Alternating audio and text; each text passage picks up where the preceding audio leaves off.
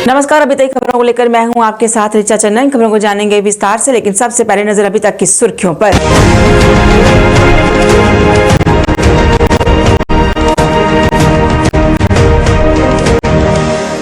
नमस्ते, आदाब, सत श्री अकाल। District development council elections, panchayat by elections 2020 Jammu और कश्मीर में शुरू हो चुके हैं और हमारा फर्ज बनता है कि अपने कीमती वोट का इस्तेमाल करके सही उम्मीदवार को चुने, जिससे गांव की तरक्की हो और खुशहाली हो। मैं साना दुआ, फेमिना मिस इंडिया 2017 आप सबसे अपील करती हूँ कि इस इलेक्शंस 2020 में बढ़ चढ़कर हिस्सा लें और जमहूरियत को मजबूत बनाएं। चलिए इस बार अहद कर लें कि अपना वोट जाति, धर्म और पैसे पर नहीं, बल्कि सही उम्मीदवार को दे, बिना लालच और डर के। Issued in public interest by State Election Commissioner, Jammu and Kashmir.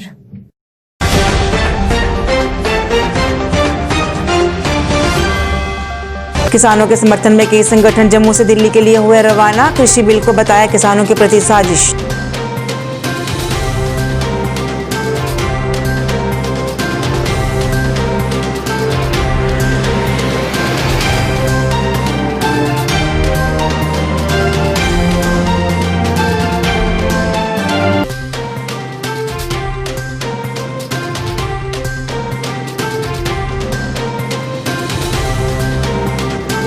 Jammu Kashmir की कला और संस्कृति को बढ़ावा देने का होगा प्रयास। फिल्म निर्देशक इम्तियाज अली ने युवाओं से आगे आने की अपील।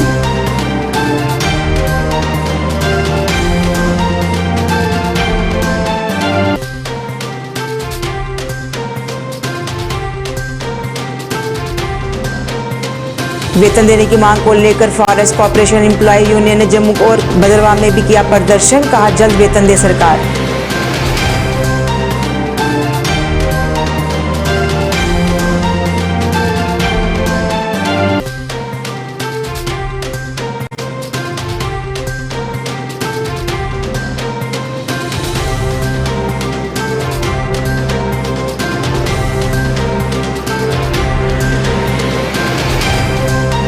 और पुंछ मंडी के सीमावर्ती क्षेत्र साब्जियां में भारी बर्फबारी के चलते लोग मूलभूत सुविधाओं से वंचित। प्रशासन से की सभी जरूरी व्यवस्थाएं करने की अपील।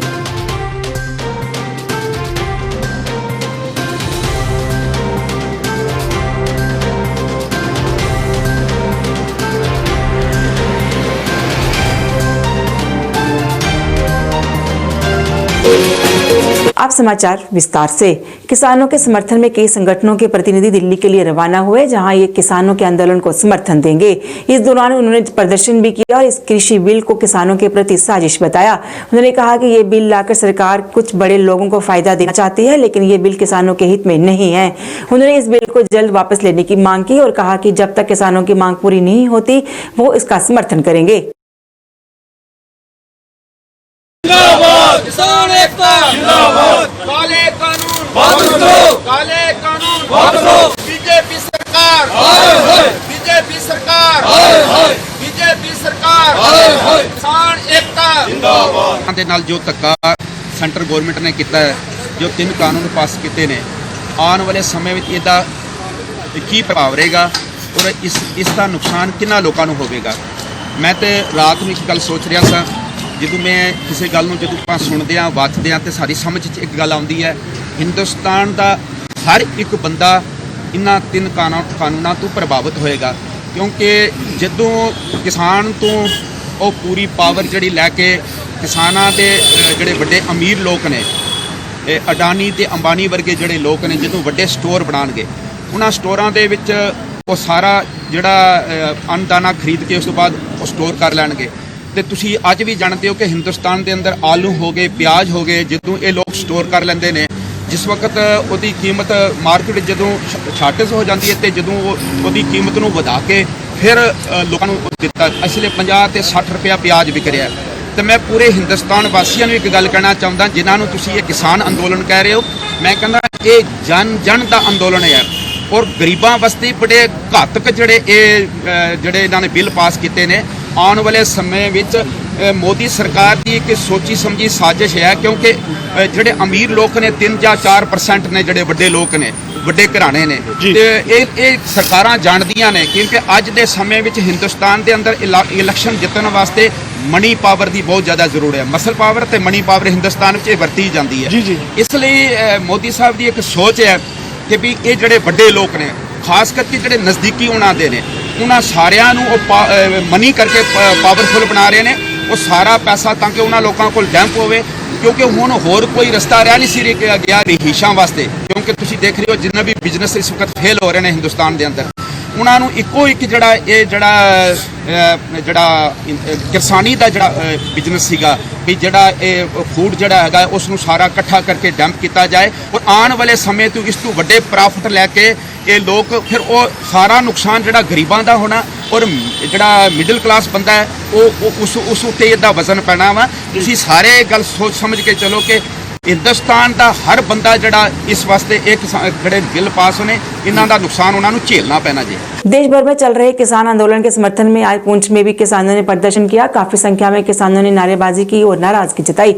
उनका कहना था कि किसान विरोधी नीतियों को कभी बर्दाश्त नहीं किया जाएगा। किसानों ने जल्द से जल्द किसान बिल वापस लेकर किसानों की मांगे पूरी करने की अपील की।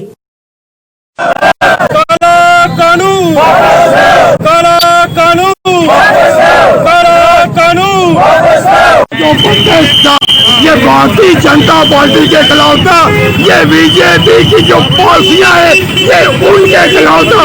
वो बीजेपी जो हमेशा सबका साथ, सबका अधिकार, सबका विश्वास के बाद लेके चलती थी, वो किसान जो हिंदुस्तान के अन्नदाता है, जो हिंदुस्तान को चलाते हैं, उन्हीं किसान नाइंसाफी ये बर्दाश्त नहीं की जाएगी। पर भी कई लोग बैठे हुए हैं, भूखे प्यासे सर्दी में बैठे हुए हैं, मगर बड़े अफसोस की बात है कि बीजेपी एक ऐसी गवर्नमेंट बन चुकी है, ये अमीर लोगों की गवर्नमेंट है, गरीब लोगों के लिए इनके पास कुछ भी नहीं है।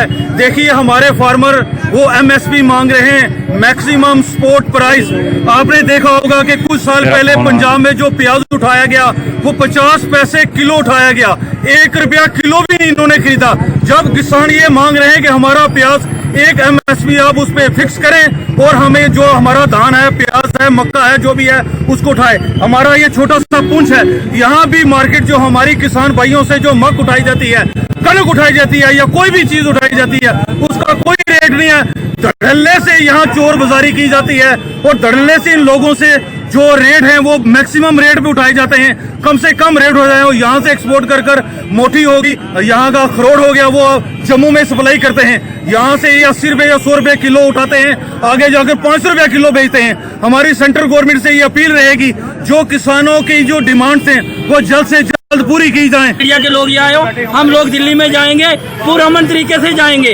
हमने कोई भी रास्ते में कोई प्रोटेस्ट कोई कुछ नहीं करना है। हमारे जो भी पंजाब के किसान भाई वहाँ पे बैठे हैं, हमने उनके साथ जाके उनके साथ शाना बैठना है, क्योंकि ये किसी हिंदू का या किसी सिख का या किसी मुस्लिम का मसला नहीं है, ये सब लोगों का मसला है। जम्मू कश्मीर की कला और संस्कृति को फिर से बढ़ावा देने के लिए प्रयास किया जा रहा है। इसी को लेकर जम्मू पहुंचे फिल्म निर्देशक इम्तियाज अली ने युवाओं से आगे आने की अपील की है। जम्मू में एक प्रेस कॉन्फ्रेंस में उन्होंने कहा कि जम्मू कश्मीर में टैलेंट की कोई कमी नहीं है और इसे बॉलीवुड तक पहुंचाने का प्रयास हो रहा है ताकि यहाँ की प्रतिभा को एक मंच मिले और आगे बढ़ने का मौका भी मिले। उन्होंने कहा कि इस तरह से पर्यटन को भी बढ़ावा मिलेगा। इस मौके पर secretary tourism, culture, youth services and sports Sarmat Hafeez भी मौजूद थे।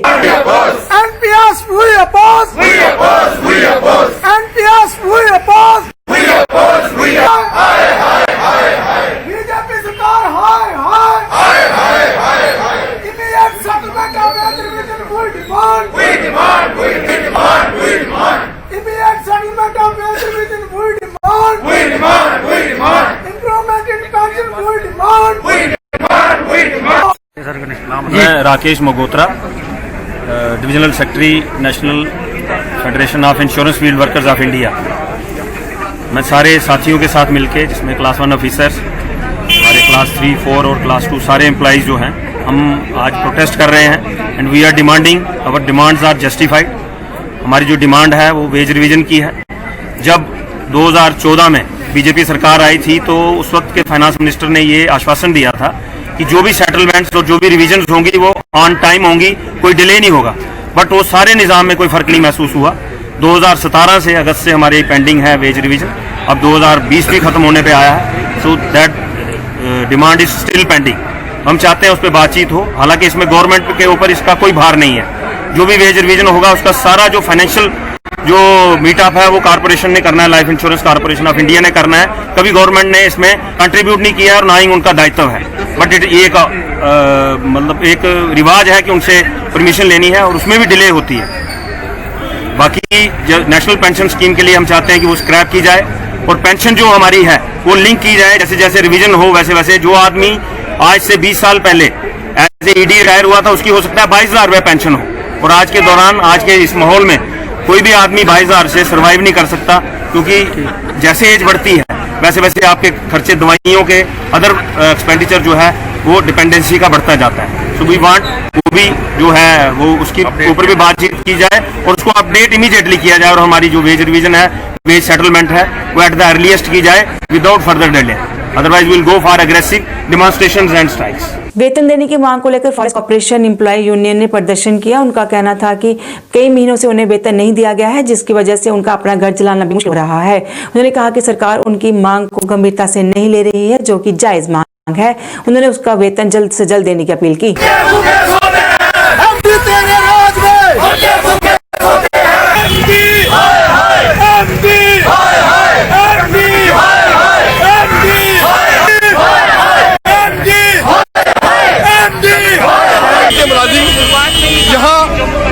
प्रोटेस्ट कर रहे हैं इस अंधी और बहरी सरकार के खिलाफ, और हमारे मैनेजिंग डायरेक्टर साहब हैं, उनके खिलाफ हमारा ये प्रोटेस्ट है।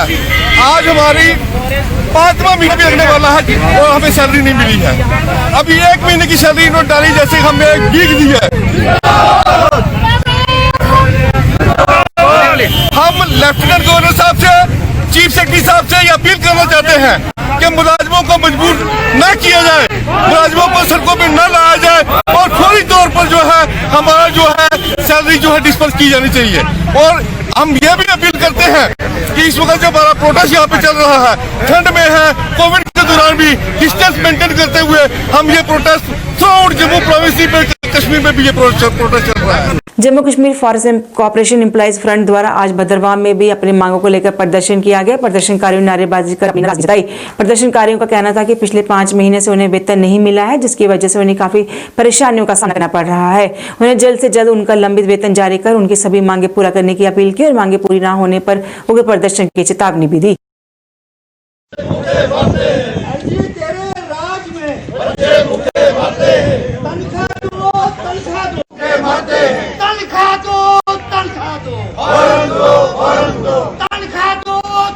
कि हमारी 5 महीने से पे रिलीज नहीं है, जबकि 1 महीने की छोड़ दी गई है, जिसमें हमारे स्टेट फॉरेस्ट कॉर्पोरेशन से मैक्सिमम मुलाजिम जो है लोनीज हैं, तो उनको 6 महीने की तनख्वाह से, 4 महीने की तनख्वाह से 1 महीने की छोड़ी वो लोन भी किस्त भी नहीं दे सक रहे हैं, और अपना घर का भी कुछ नहीं चला सक रहे हैं। तो लिहाजा हम मैनेजमेंट से और गवर्नमेंट से यही इल्तजा करते हैं कि वो हमारी जो बकाया सैलरी है उसको भी जल्द से जल्द वागुजार कर दे। जम्मू कश्मीर और उसके बाद हम मैनेजिंग डायरेक्टर जो मैनेजमेंट है हमारा, उन तक ये बात पहुंचाना चाहते हैं कि कहीं ऐसा ना हो कि हम मुलाजिम अब ये बोलते हैं तंग आमुद बजंग आमुद। अब कहीं ऐसा ना हो कि देखो हमारे जो नेता जो ऊपर बैठे हैं जम्मू में, शर्मा साहब लगे हैं, कश्मीर में भी लगे हैं, और काल को अगर वैसी काल उनकी तरफ से आई, अगर हमारे डिमांड्स वगैरह नहीं मानी गई, तो कहीं ऐसा ना हो कि एम्प्लॉयज तैयार है एक एक कंबल उठाने के लिए, कर्जा उठा के तो जम्मू पहुंचे और सेक्रेटरीट का घेराव करने के लिए तैयार है। और उस तरह से जिस तरह पर इस वक्त हिंदुस्तान के किसानों ने जो बॉर्डर पे डेरा लगा के बैठे, तो हम भी यहाँ से एम्प्लॉयज सब कंबल शंबल उठा के और सेक्रेटरीट के बाहर रात दिन का दिन हमारा प्रोटेस्ट चलता रहेगा। मिला उस वक्त हमें तकरीबन, ये बहुत देर की बात है, लाख से ज्यादा रुपया हमें सरेंडर करना पड़ा, हमें अपने बच्चों का गला काटना पड़ा, और हमने उस वक्त वो लिख के दे दिया कि नहीं जी हमें एरियर नहीं चाहिए, हमें डीए दे दो। ये जगह जगह पे हमारे साथ नाइंसाफी होती है। आज भी देखिए, जब ये एक्ट जो था ये 1978 की रिपील किया गया ये मार्च में, तो तब से लेके आज तक कभी 3 महीने की तनख्वाह एक बार डाली थी, कभी 1 महीने की डाली थी। इस बार अब 5-5 महीने हो गए, लेकिन 1 महीने की तनख्वाह डाली है जो बैंक में, ये यूं समझ लीजिए कि एक टॉफी हमारे इधर डाली है जो बैंक वालों ने जब्त कर दी है। आज इस वक्त देखिए एम्प्लॉइज है यहाँ पर, सब लोनी है, इनके खाते में इस वक्त जो वहां पर इंस्टॉलमेंट्स काटी हुई है, इनके खाते में, किसी के खाते में 1200 रुपया है, किसी के खाते में 1500 रुपया है। अब वो 1200 या 1500 रुपया किस किस दुकानदार को दे देंगे? कहाँ कहाँ किसी के बच्चों की शादी है, कोई मकान किसी का धोरा रहा है, किसी का क्या है, किसी का क्या। हमारे साथ सख्त नाइंसाफी हो रही है। हम चाहते हैं कि हमारे साथ ये रजिस्ट्रेशन का मसला जो है, अगर रजिस्ट्रेशन जो है, हमारा काम है जंगलों से मार्किंग से लेके सेल तक, हमारा जो भी काम है बिल्कुल ठीक तरीके से चल रहा है, बगैर रुकावट के चल रहा है, लेकिन इसके बाद भी हम सफर कर रहे हैं। रजिस्ट्रेशन हमने नहीं करनी है, ये आपका काम है, ये आप करो। ये क्यों नहीं कर रहे हो? 8 महीने हो गए, बल्कि 10 महीने हो गए, आज तक ये रजिस्ट्रेशन नहीं हुई है। बोलते हैं कि रजिस्ट्रेशन के बाद आपके सब मसले जो है हल हो जाएंगे, लेकिन हम कब तक इंतजार करें? आज 1 महीने की 5 महीने के बाद तनख्वाह डालते हैं। मैं कहता हूं कि मुलाजमों की क्या हालत क्या है। गुजारिश करते हैं कि उनकी पे जल्दी जल्दी वागुजार की जाए, और जो भी उनका जो बकाया जात है, 7th पे का मसला है या DA है या 6th पे, वो भी वागुजार किया जाए। तो ये हमारे बहुत अहम मसाइल हमारे यही हैं। इसीलिए मुलाजिम आज यहाँ पर सारा इकट्ठा हो गया है, ताकि गवर्नमेंट को पता चले कि मुलाजिम सोया नहीं है, लेकिन मुलाजिम काम करना चाहता है। मुलाजिम बहुत तेज काम करना चाहता है, लेकिन अफसोस की बात है गवर्नमेंट उनको खुद रोक रही है, खुद उनको पीछे धकेल रही है कि आप पीछे चले जाओ। ये मसला हमें अभी तक समझ नहीं आया। ये मसला क्या है कि मुलाजिम बहुत अच्छे वर्कर है, हमारे पास काम कर रहे हैं, जिनने इस 30, 35, 40 साल की इस सर्विस में मुलाजिम SFC को अभी उरूज पर ले गए। आज तक हमने ऐसे दिन कभी नहीं देखे थे जो आज हम ये देख रहे हैं। पुंछ मंडी के सीमावर्ती क्षेत्र सावजिया के लोग भारी बर्फबारी से मूलभूत सुविधाओं से वंचित हैं। लोगों का कहना है कि हर वर्ष भारी बर्फबारी के कारण उनका संपर्क बाकी हिस्सों से कट जाता है और ऐसे में उनके क्षेत्र में सभी जरूरी व्यवस्थाएं न होने के चलते उन्हें काफी परेशानी होती है। उन्होंने प्रशासन से बर्फबारी को देखते हुए उनके क्षेत्र में राशन, लकड़ी, दवाएं व अन्य मूलभूत सुविधाएं पर्याप्त मात्रा में उपलब्ध करवाने की अपील की, ताकि उनकी परेशानी खत्म हो सके।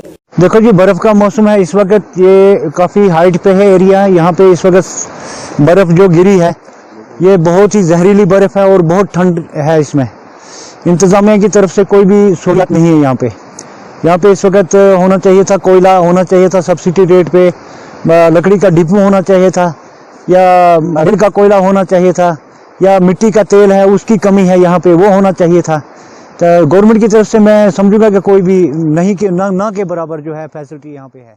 ये सावजिया सेक्टर है, हालांकि जालियां से ऊपर जैसे बेदार हो, बलनाई हो, छुम्बर हो, डुनूगाम हो, यहाँ के सावजिया A हो, B हो, यहाँ पर बिराड़ी पंचायत हो, यहाँ पर छोल हो, यहाँ पर जितने भी पंचायत हैं ये सरहदी पंचायत है और यहाँ पर जो है 6 महीने में बर्फ से ढके रहते हैं। यहाँ पर गाड़ियों का आना जाना बंद रहता है और यहाँ के लोगों को सबसे बड़ी मुश्किलात जो यहाँ पर बुनियादी सहूलियात है, जैसे पहले जंगलात से वो लकड़ियां लाते थे, अब तो उसके ऊपर बहुत ही कड़ा एक्शन किया गया है कि जंगलात से कोई भी शख्स वहां से लकड़ियां नहीं ला सकता है।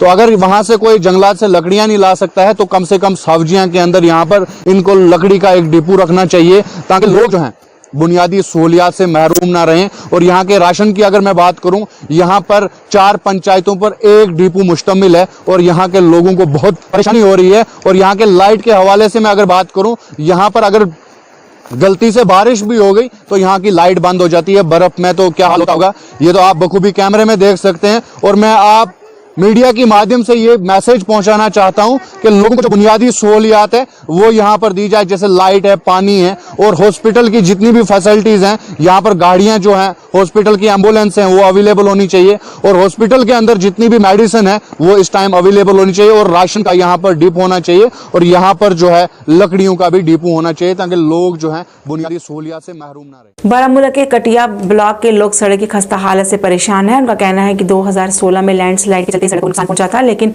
उसके बाद से अभी तक इसकी मरम्मत नहीं की गई। लोगों का कहना है कि इस सड़क की खस्ता हालत की वजह से यहां से आने जाने में काफी परेशानियों का सामना करना पड़ रहा है। उन्होंने कहा कि कई बार इस परेशानी को लेकर संबंधित विभाग और प्रशासन से बात की गई, लेकिन इस ओर कोई ध्यान नहीं दिया गया। उन्होंने इस सड़क की मरम्मत करने की मांग की ताकि लोगों को राहत मिल सके। हमारी मुश्किल, हमारे रोड को रिपेयर करो, हमारे रोड को ठीक करो, हमारे रोड को ठीक करो।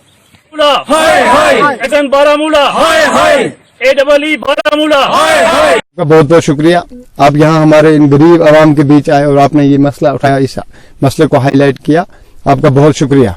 पहले तो हम गवर्नमेंट से बहुत नाराज हैं, क्योंकि नाराजगी 2016 से है। 16 के बाद लगातार यहाँ की आवाम RNB दफ्तर जा रही है, बड़े बड़े हाईलाइट बड़े बड़े अफसरान के पास, गवर्नर इंतजामिया के पास गए। इन्होंने अभी बताया कि हमने गवर्नर के मशीर से भी लिखा कर लाया, लेकिन RNB एक्शन से हम बड़े ही नाराज हैं कि जिन्होंने इस रोड को आज तक सोलन की 4 गाड़ियां, मैंने खुद बात की, मैंने DC साहब से भी बात की थी इस मसले पर। उनका कहना था कि 2 दिन के अंदर अंदर, 2 दिन करते करते करते करते आज चौथा साल खत्म होने वाला है। अब 2021 आ रहा है, 2016 से 2021 पांचवा साल लगभग पड़ने लगा है, तो आज तक इसको देखा नहीं गया है। तो ये मैं बड़ा नाराज हूं। मैंने पहले भी कहा कि नया कश्मीर का जो नारा लग रहा है, तो ये नया कश्मीर है क्या? है क्या ये नया कश्मीर? को देखिए ना आप, इंतजामिया की कितनी कोताहियां हैं यहाँ पर। इंतजामिया ने आज तक यहाँ पर 4 गाड़ी या 10 गाड़ी सोलन कौन सी बड़ी बात है? यहाँ पर रोड ठीक होता तो कौन मीडिया पर आता, कौन चिल्लाता? जब ये लोग दफ्तर जा रहे थे, 4 सालों से इन्होंने दफ्तर के चक्कर काटे, आज तक मीडिया के सामने नहीं आए, लेकिन अब मजबूरन इनको मीडिया के सामने आना पड़ा। आज यहाँ पर है, कल मुझे लगता है अगर नहीं हो पाए श्रीनगर प्रेस कॉलोनी में जाएंगे, ये नेशनल मीडिया पर आवाज उठाएंगे। और आपने देखा खुद यहाँ की रोड की हालत क्या है। इसलिए DC साहब से मैं ये मौजूदाना गुजारिश करता हूँ, मौजूदाना अपील करता हूँ कि वे जल्द से जल्द इस रोड पर 8-10 गाड़ियां सोलन की भेजे, ताकि ये टेम्परेरी रिस्टोर हो जाए। प्रोजेक्ट जो है ये सारा प्रोजेक्ट है, 5 साल में मुकम्मल होना है। 5 साल लोग तो सफर नहीं करेंगे, ऑलरेडी 4 साल हो गए, अब 5 साल और करेंगे। बट पिछले 4 सालों से ये रोड कट ऑफ हुआ है यहाँ से सर। खाली इतनी मजबूरी है हमें कि इस पर कम से कम अगर नाला मक या रोड़ी वगैरह की 4-5 गाड़ियां पड़ जाए तो ये रोड रेस्टोर हो सकता है, गाड़ियों को चलने के लिए आसानी बन जाती है। वहां से गाड़ियां आती है, वहां पर कट हो जाती है, यहाँ से पूरा इलाके के साथ ही हमारा कनेक्शन ही कटा हुआ है। इसके लिए बहुत सारा अप्रोच भी किया सर। गवर्नर के मशीर साहब ने भी, फारूक खान साहब ने भी 3-4 एप्लीकेशन मारा करके दी सर, बशीर खान साहब ने भी दी सर। पर सर जैसे ही लाकर DC साहब से मारा करा के SRB के ऑफिस में पहुंचाई, उन्होंने मारा करके AEE के ऑफिस में पहुंचाई, वहां से गायब हो जाती है। AEE से हमारा जाती भी सर उनसे अप्रोच होता रहता है, हमारे शहर पहचानते हैं, हमें अच्छी तरीके से जानते हैं। पर कभी सर उन्होंने ये नहीं सोचा कि ज्यादा चलो सर प्रोजेक्ट चल रहा है, लेकिन तब काम होगा ये देखा जाएगा सर। कभी फंड्स की प्रॉब्लम आ जाती है, रुक भी जाता है, लेकिन रेस्टोर के लिए क्या करें सर हम? रेस्टोर तो करें। पिछले दिन खुद लड़कों ने यहाँ पर JCB निकाली, उन्होंने अपना 1,000 रुपया या 500 जमा किया, दिया उनको। अब सर सोने के लिए उन्हें पैसा अफोर्ड नहीं कर सकते, ये तो गवर्नमेंट को मामूली चीज है। इसके लिए कौन सा नौकरियां मांग रहे हैं उनसे, कौन से बड़ा प्रोजेक्ट मांग रहे हैं यार? 5-6 गाड़ियां वैसे भी मामूली चीज भी होती, ये भी तो डाल सकता है, एक GE भी डाल सकता है अपने लेवल पर सर। उसके लिए मीडिया में आने की क्या जरूरत है सर? इसके लिए प्रोटेस्ट करने की क्या जरूरत है? मजबूर है सर प्रोटेस्ट करने के लिए, यहाँ पर नहीं है, कल श्रीनगर में भी जा सकते हैं, DC साहब के ऑफिस के सामने भी प्रोटेस्ट कर सकते हैं, बच्चों को ले जा सकते हैं, औरतों को लेकर जाएंगे सर। विंटर का सीजन है सर, बीमार भी हो सकता है, डिलीवरी केस भी आते हैं, डेथ भी हो सकती है, मगर बाजार में जाने के लिए रास्ता नहीं है, उसके लिए चारपाई उठाकर चलेंगे कैसे? कम से कम यही गुजारिश करते हैं गवर्नमेंट से कि यार ठीक है, आपका प्रोजेक्ट आ रहा है, हो जाएगा कंप्लीट, कब तक होगा देखी जाएगी, कम से कम रेस्टोर के लिए 5-10 गाड़ी डाल दो। LIC एम्प्लॉइज द्वारा आज अपनी मांगों को लेकर प्रदर्शन किया गया। प्रदर्शनकारियों ने नारेबाजी कर अपनी नाराजगी जताई। प्रदर्शनकारियों का कहना था कि 2017 में उनका वेज रिवीजन नहीं हुआ है, जिसकी वजह से उन्हें परेशानी हो रही है। उन्हें जल्द से जल्द उनका वेज रिवीजन कर नेशनल पेंशन स्कीम को रद्द कर उनकी सभी मांगे पूरा करने की अपील की और मांगे पूरा न होने पर उग्र प्रदर्शन की चेतावनी भी दी।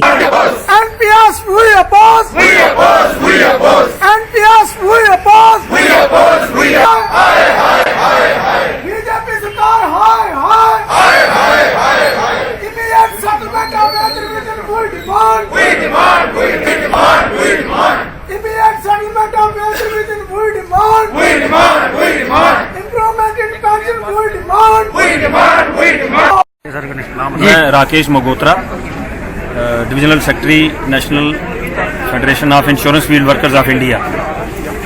मैं सारे साथियों के साथ मिलके, जिसमें क्लास 1 ऑफिसर्स, हमारे क्लास 3, 4 और क्लास 2 सारे एम्प्लॉइज जो हैं, हम आज प्रोटेस्ट कर रहे हैं and we are demanding, our demands are justified. हमारी जो डिमांड है वो वेज रिवीजन की है। जब 2014 में बीजेपी सरकार आई थी तो उस वक्त के फाइनेंस मिनिस्टर ने ये आश्वासन दिया था कि जो भी सेटलमेंट्स और जो भी रिवीजन्स होंगी वो ऑन टाइम होंगी, कोई डिले नहीं होगा। बट वो सारे निज़ाम में कोई फ़र्क नहीं महसूस हुआ। 2017 से अगस्त से हमारे पेंडिंग है वेज रिवीजन अब 2020 भी खत्म होने पे आया है, so that demand is still pending.